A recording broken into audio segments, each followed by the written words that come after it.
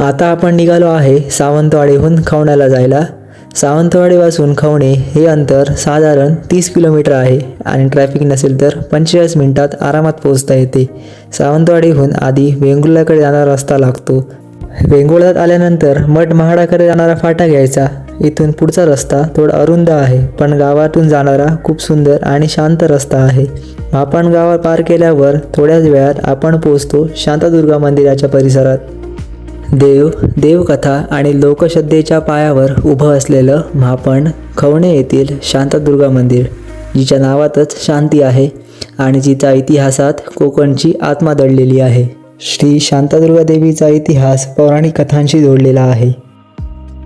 नमस्कार मित्रांनो, तर आता आम्ही आलो आहे कोकणातील अशा एका मंदिरामध्ये. त्या मंदिराची 2 नावं आहेत. एक आहे ते म्हणजे शांतादुर्गा देवीचं मंदिर आणि सातेरी देवीचं मंदिर. त्याच्याबद्दल मी तुम्हाला थोडीशी माहिती सांगू इच्छितो, तर ब्लॉग नक्की बघत राहा, तुम्हाला माहिती भेटत जाईल. पुराणकथेनुसार एकदा भगवान शंकर आणि भगवान विष्णू यांच्यात तीव्र युद्ध सुरू झाले. हे युद्ध थांबावे म्हणून आदिशक्ती दुर्गा मध्ये उभी राहिली आणि दोघांमध्ये शांतता प्रस्थापित केली. त्या शांतता प्रस्थापित करणाऱ्या देवीला शांतादुर्गा असे नाव प्राप्त झाले. कोकण प्रदेशात विशेषतः गोवा आणि सिंधुदुर्ग भागात शांतादुर्गा देवीची उपासना प्राचीन काळापासून केली जाते. मापण खवणे येथील शांतादुर्गा देवीचं मंदिर हे स्थानिक लोकांच्या श्रद्धेनुसार अनेक शतकांपूर्वीपासून स्थापन झालेली जागा मानली जाते. गावकऱ्यांच्या संरक्षणासाठी, सुख शांती व समृद्धीसाठी देवीला ग्रामदेवता म्हणून मानले जाते.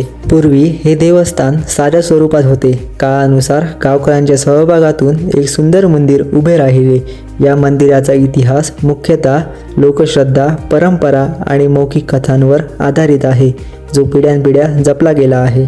नवरात्र उत्सव आणि जत्रोत्सव आणि विशेष पूजांच्या माध्यमातून देवीची परंपरा आजही जपली जाते. भक्तांच्या मते देवी शांतादुर्गा घरातील कलह दूर करून शांतता, आरोग्य आणि सुखसमृद्धी देते.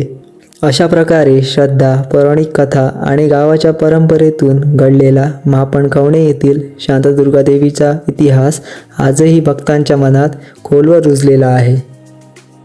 तर देवीचं दर्शन झाल्यावर आमचा पुढचा प्लॅन ठरला, तो म्हणजे खवणे बीच. खवणे बीचला जाऊन कायाकिंग करायचा.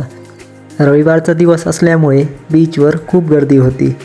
जर तुम्ही कधी कोकणात आलात तर कायाकिंग करायचा अनुभव तुम्ही नक्की घ्या.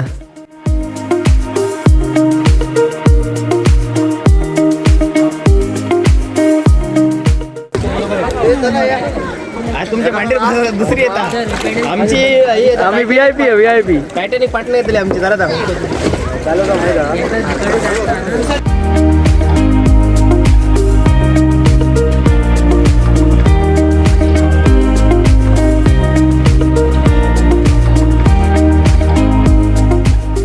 तर मित्रांनो, आता आम्ही आलो आहे कायाकिंग करायला.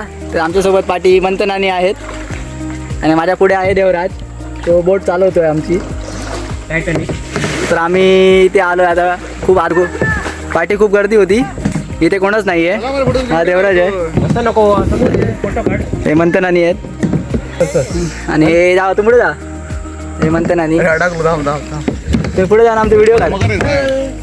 तिथे मगरे वगैरे असतील तर आम्हाला खातील डायरेक्ट, मग तुम्हाला व्हिडिओ भेटणार नाही युट्यूबवर. ते झाकडीत गेले तिकडे ढकल. आणि क्राऊड आहे तो खूप पाठी आहे. आमचे 2च बोट इथे घुसलेले आहेत फक्त, बाकी कोण नाही आहे. ते यांच्याने रिव्हर्स मारला आता. तर आम्ही थोडं आतमध्ये जाऊन एक्सप्लोर करतो. चला.